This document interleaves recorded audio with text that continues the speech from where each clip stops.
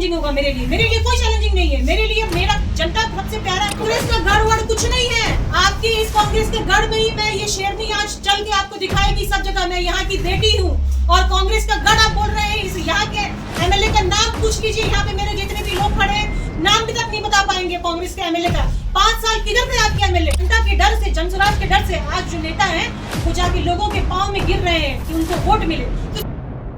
Jan Suraaj party की बिहार बदलाव यात्रा के दौरान भावी प्रत्याशी डॉक्टर तारा श्वेता आर्या ने अपने कार्यकर्ताओं के साथ शहर में विशाल रैली निकाली। यह रैली किशनगंज के डेमार्केट से शुरू होकर रुईधासा मैदान, हलीम चौक, जनसुराज ऑफिस, इमली गोला चौक, पश्चिम पाली और फल चौक होते हुए पुठिया प्रखंड के सभी पंचायतों का भ्रमण करती हुई तेघरिया में संपन्न हुई। रैली से पहले आयोजित प्रेस वार्ता में डॉक्टर तारा श्वेता आर्या ने बिहार को बदलने के लिए जनसुराज पार्टी के 5 बड़े संकल्प गिनाए।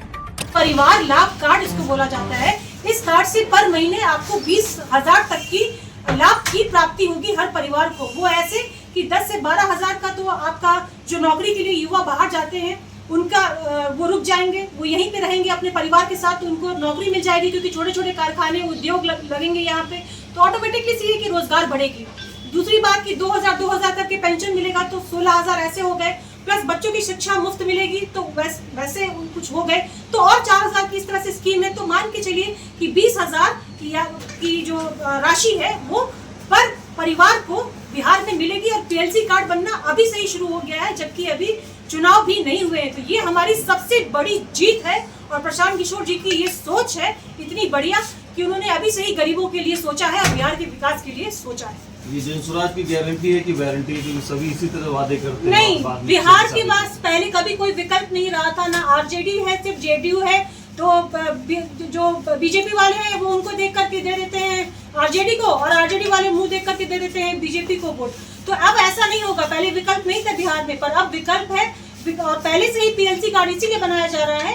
और पीएलसी कार्ड बनने का रजिस्ट्रेशन का आप देख सकते हैं कि कितने अच्छे से उसका डेमोग्राफ बढ़ रहा है।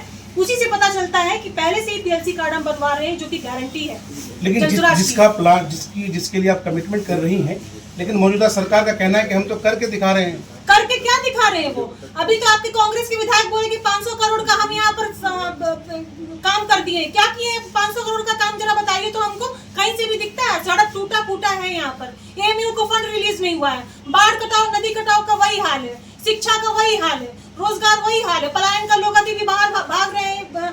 लुधियाना, मुंबई, केरला सब जगह पर रोजी रोटी कमाने के लिए 10,000 की नौकरी के लिए बाहर जाते। तो कहाँ से बिहार ठीक हुआ है? कुछ तो ठीक नहीं हुआ है। मौजूदा सरकार खाली बोलती है और उनके डर से, प्रशांत किशोर के डर से, उन्होंने जो वृद्धा पेंशन है और जो महिलाओं का पेंशन है और जो दीदियों की पेंशन है, आशा दीदियों की, उनको डबल की है। वृद्धा पेंशन कैसे 1100 हो गई?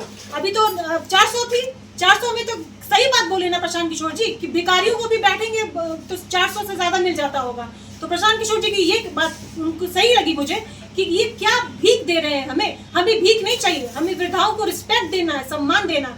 2,000 की पेंशन होनी चाहिए और उनके डर से उन्होंने अभी नीतीश कुमार ने 1100 किया है। तो बताइए ये मौजूदा सरकार जो है जनसुराज से डर करके अपने फैसले ले रही है।